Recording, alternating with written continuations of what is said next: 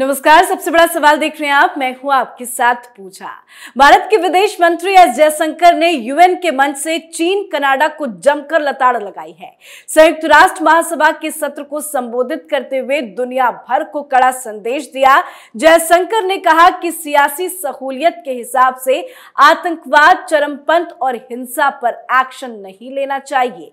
उन्होंने कहा कि अपनी सहूलियत के हिसाब से क्षेत्रीय अखंडता का सम्मान और आंतरिक मामलों में हस्तक्षेप नहीं हो सकता। विदेश मंत्री ने यह भी कहा कि जब वास्तविकता बयानबाजी से दूर हो जाती है तो उसे सामने लाने का साहस होना चाहिए। तो विदेश मंत्री ने कनाडा को जमकर सुना दिया। उन्होंने इशारों ही इशारों में अमेरिका को भी नसीहत दे डाली और चीन को भी कहीं का नहीं छोड़ा। तो यूएन के मंच से भारत के मुंहतोड़ जवाब की आज इसी पे चर्चा करेंगे। मेरे साथ स्टूडियो में मौजूद हैं कैपिटल टीवी के editor in chief doctor Manish Kumar. Doctor साहब, बहुत बहुत स्वागत है आपका। धन्यवाद। जो उम्मीद की जा रही थी कि यूएन के मंच से जयशंकर हुंकार भरेंगे, उससे ज्यादा ही वो बोल गए। देखिए, अगर सिमिलरिटी ड्रॉ की जाए तो अगर प्रधानमंत्री मोदी अयोध्या के राजा राम हैं तो बिना किसी डाउट के विदेश मंत्री एस जयशंकर साहब हनुमान है। वो कहते हैं ना, लंका लगा दी। मतलब अमेरिका जाकर के, अमेरिका के अंदर रह करके आग लगा दिया। बिल्कुल। अमेरिका को भी सुनाया, कनाडा को भी सुनाया, चीन को भी सुनाया, यूएन को भी सुनाया, कोई बचा नहीं। पूरी तरह उसको आग लगा दी। आग क्या हुआ जी। भारत को ये लोग अंडर एस्टिमेट कर रहे हैं, जिनको ये लग रहा है कि भारत किसी प्रेशर में आ जाएगा। 2014 के बाद भारत का चाल चरित्र और चेहरा सब कुछ बदल गया। मनमोहन सिंह थे, पाकिस्तान भी प्रेशराइज कर देता था। बात करना है जी, बात करना है जी, शांति स्थापित करनी है, नोबेल प्राइज पाना है, कांग्रेसी वोट बैंक को बचाना है। तो उस चक्कर में सरमल शेख में लिख के आगे भाई कि हाँ, हिंदुस्तान का रोल जांच होना चाहिए। कहाँ आपने एक्सेप्ट कर लिया कि भाई बलूचिस्तान में भारत जो है कुछ कुछ करता रहता है। अभी फुटबॉल में से किक मारा जाता है ना, वैसे पाकिस्तान को किक मार के ये सरकार जो है ना ग्राउंड से बाहर कर दे। क्यों? बिकॉज ऑफ लेट 2014 के बाद भारत ने एक चीज को समझ लिया है कि हिंदुस्तान का नेशनल इंटरेस्ट किस चीज में है। जी। एक हमारी भलाई किस में है, हमारा सेल्फ इंटरेस्ट, हमारा नेशनल इंटरेस्ट क्या है। और once you define it, you can make policies accordingly. इसलिए फर्क एक एग्जाम्पल से मैं दे देता हूं। भाई घुस के मारा मुंबई के अंदर, और ये कांग्रेस पार्टी के दलालों को देखिए किस तरीके से कोई कलावा बांधा हुआ है, ये आरएसएस की चाल है, इस तरह से शुरू हो गया। क्या हुआ इतने बड़े अटैक के बाद? भारत में उस समय ये राहुल गांधी, सोनिया गांधी की जो सरकार थी, हाथों में चूड़ियां पहन के तमाशा करने लग गई। लिखा ओबामा ने कि हमने पूछा मनमोहन सिंह से कितना बड़ा हमला हो गया, रिटेलिएट आपने नहीं किया पाकिस्तान के खिलाफ। तो मनमोहन सिंह ने कहा कि नहीं नहीं नहीं, उससे हिंदुस्तान में बैठे हमारा जो मुस्लिम वोट बैंक जो है ना, उसमें गलत मैसेज चला जाएगा। तो ये लोग जो सरकार चला रहे थे यूपीए के दौरान, नेशनल इंटरेस्ट को समझ ही नहीं पाए, डिफाइन ही नहीं कर पाए। कभी ये जानने की कोशिश भी नहीं की कि हमारी पॉलिसी कैसे होनी चाहिए कि जिससे हिंदुस्तान को सबसे ज्यादा फायदा हो। 2014 में डिफाइन हो गया, आपने उरी किया। मुंबई हमले से उरी को अगर आप कंपेयर करें कुछ नहीं है। बिल्कुल। मुंबई हमले से अगर आप पुलवामा को कंपेयर करें तो कुछ नहीं है। क्या किया मोदी सरकार ने? घुस के मार के आए। हमारा पायलट फंस गया, हाथ पैर कांपने लगा पाकिस्तानियों के, 24 घंटे के अंदर रिलीज किया। यह तब होता है जब your national interest, you are sure about it. तो हनुमान जी गए न्यूयॉर्क यूएन जनरल असेंबली में भाषण देने के लिए।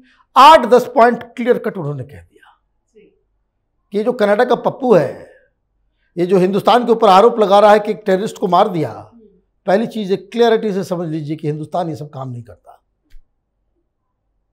एक पत्रकार ने पूछा भी बाद में कि भाई वो उनको बताया गया था, यूएस के एफबीआई ने ये कहा था कि निज्जर और तमाम खालिस्तानियों का जो की जान जो है वो खतरे में है। इन्होंने कहा भाई प्रूफ तो दे दो कि हमने कुछ किया है नहीं किया है, सिर्फ बकवास करने से काम नहीं चलेगा।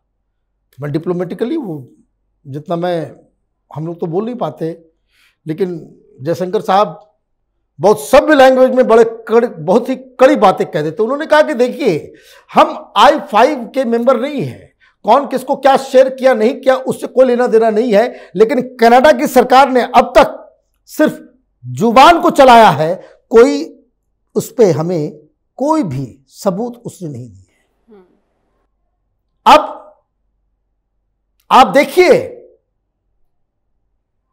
यूएस, कनाडा, ऑस्ट्रेलिया, यूके, सारे लोग इस खालिस्तानी वाले खेल में इन्वॉल्व हैं।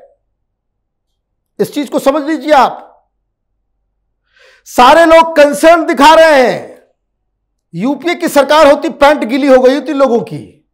यहां विदेश मंत्रालय के अंदर भारत क्या कर रहा है? हम न्यूयॉर्क में चढ़ के वहां इन लोगों को आईना भी दिखा रहे हैं और एक्शन भी ले रहे हैं। खालिस्तानियों का लिस्ट निकालना, उनका चेहरा दिखाना, उनकी प्रॉपर्टीज को सीज करना, एनआईए एक्शन करना, उन तमाम लोगों के खिलाफ कार्रवाई हो रही है। मतलब नेशनल इंटरेस्ट क्लियर है, हमको क्या करना है हमको मालूम है, हम उसी राह पे चल रहे हैं। अब मसला आया कि ट्रूडो ने ये कह दिया वो कह दिया, सीधा सिंपल सटीक अटैक। जयशंकर साहब ने कहा कि देखिए ऐसा है, चाहे वो अमेरिका हो, चीन हो या कनाडा हो या कोई और देश, आप अपने डोमेस्टिक पॉलिटिक्स की वजह से टेररिज्म जैसे इंटरनेशनल मसले को आप उस पर फैसला मत करें। आपको लोकल चुनाव में कोई फायदा होगा उसको लेकर के आपकी सरकार खतरे में है। अगर आप टेररिस्ट लोगों से समर्थन नहीं लेंगे तो ये सारी चीजें मत कीजिए जी। क्या कहा उन्होंने अमेरिका के भी डोमेस्टिक, कनाडा के भी डोमेस्टिक पॉलिटिक्स के ऊपर कटाक्ष करते हुए कहा कि ये जो सारी बातें आप कह रहे हो, आप घर के अंदर जो आपकी राजनीति चल रही है उसके आधार पे आप आतंकवाद के ऊपर कार्रवाई करोगे? आप अपने घर जो है सब कुछ रख रहे हो और इन्होंने कह दिया है और अगले 10-15 दिन में यह होगा। एनआईए और तमाम एजेंसियों की मीटिंग 5-6 अक्टूबर को है। हिंदुस्तान ने यह तय कर लिया है कि जो अभी ज्यादा बाबा बन रहे हैं उन सब देशों के सामने टेररिस्टों की लिस्ट दी जाएगी कि जो आपके देश के अंदर छिपे हुए हैं, यह है उनका कारनामा, यह है उन्होंने इतने लोगों को मारा, यह है उनकी साजिश, यह है उनकी प्लानिंग और यह आपके देश में छिपे हुए हैं, इनको एक्स्ट्राडाइट कीजिए। और हर इंटरनेशनल फोरा के ऊपर यह कनाडा से यह कहा जाएगा कि इन आतंकियों को जो तुमने पनाह दे रखा है उसको बाहर भेजो। अमेरिका तो फंस गया। अमेरिका का तो बोलने का मुंह ही नहीं है। भाई किस आधार पर तुमने ओसामा बिन लादेन को पाकिस्तान में घुस के मारा और अल जवाहिरी को अफगानिस्तान के अंदर घुस के मारा? तो एक बहुत बड़ी बात कह दी जयशंकर साहब ने। उन्होंने कहा कि वो जमाना लद गया कि जब चार देश जो है वेस्ट के बैठ करके एजेंडा तय कर देते थे इंटरनेशनल रिलेशन का और सारे लोग मान लेते थे। अब नहीं चलेगा, अब नहीं चलेगा, वो दिन लद गया। हिंदुस्तान जो है एक अपना एक जिम्मेदार इंटरनेशनल लीडर की तरह काम कर रहा है। हिंदुस्तान पूरे साउथ का प्रतिनिधित्व कर रहा है। G20 में हमने अफ्रीकन कंट्रीज को वॉइस दिया और पूरी दुनिया को कोरोना से बचाया है। इसलिए ज्यादा बकवास कोई ना करे। बोल क्या है? उन्होंने कहा कि भाई ऐसे ट्रीट मत कर लेना जैसे पहले करते थे कि 4-5 देश बैठ गए, I5 तो G7 और गुपचुप आपस में बैठा और तय कर लिया कि भाई यही एजेंडा चलेगा। नहीं चलने वाला।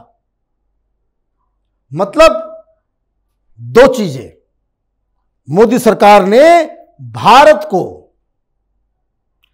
इतना मजबूत स्थिति में लाकर के खड़ा कर दिया है कि हम कनाडा जैसे फर्स्ट वर्ल्ड के कंट्रीज को सीधे आंखों में आंखें डालकर वैसे ट्रीट कर रहे हैं जैसे ये लंगड़ा पड़ोसी जो है पाकिस्तान, उसी तरीके से उसको ट्रीट किया जा रहा है जी। नंबर 2, अमेरिका हो या कोई और, वो अगर कनाडा के पीछे खड़ा होकर के हिंदुस्तान को दबाने की कोशिश करेगा तो मोदी सरकार ने कह दिया कि वो जमाना नहीं है, अब वो लद गया है। और तीसरा कि अभी जिस हिसाब से भारत की सरकार ने डिक्लेयर किया कि कनाडा आतंकवाद का पनाहगार बन गया है, ठीक वैसे ही जैसे पाकिस्तान है, तो आप समझिए कि ये खेल खराब होने वाला है ट्रूडो के लिए। ट्रूडो जाए, कोई दूसरा सेंसिबल व्यक्ति कनाडा के कुर्सी पे उसकी सत्ता में आए तो जाकर के बात बदल सकती है, लेकिन जब तक ये ट्रूडो है हिंदुस्तान न पीछे हटेगा और ना ही कनाडा को इस तरह की, किसको कहते हैं कि खराब जो साजिश करने का कोई मौका दिया जाए। जी, धन्यवाद बातचीत के लिए। धन्यवाद। तो विदेश मंत्री एस जयशंकर ने अमेरिका में संयुक्त राष्ट्र से लेकर कई और मंचों पर बिना नाम लिए कनाडा को जमकर सुना दिया, जिसकी चर्चा चारों तरफ हो रही है। कनाडा ने भी संयुक्त राष्ट्र में जवाबी पलटवार में कहा कि विदेशी ताकतों के दखल की वजह से लोकतंत्र खतरे में है। मतलब जब भारत ने कनाडा को खरी खरी सुनाई तो कनाडा लोकतंत्र की दुहाई देने लगा। इस पर आप अपनी राय कमेंट करके लिखें। देखते रहिए कैपिटल टीवी। नमस्कार।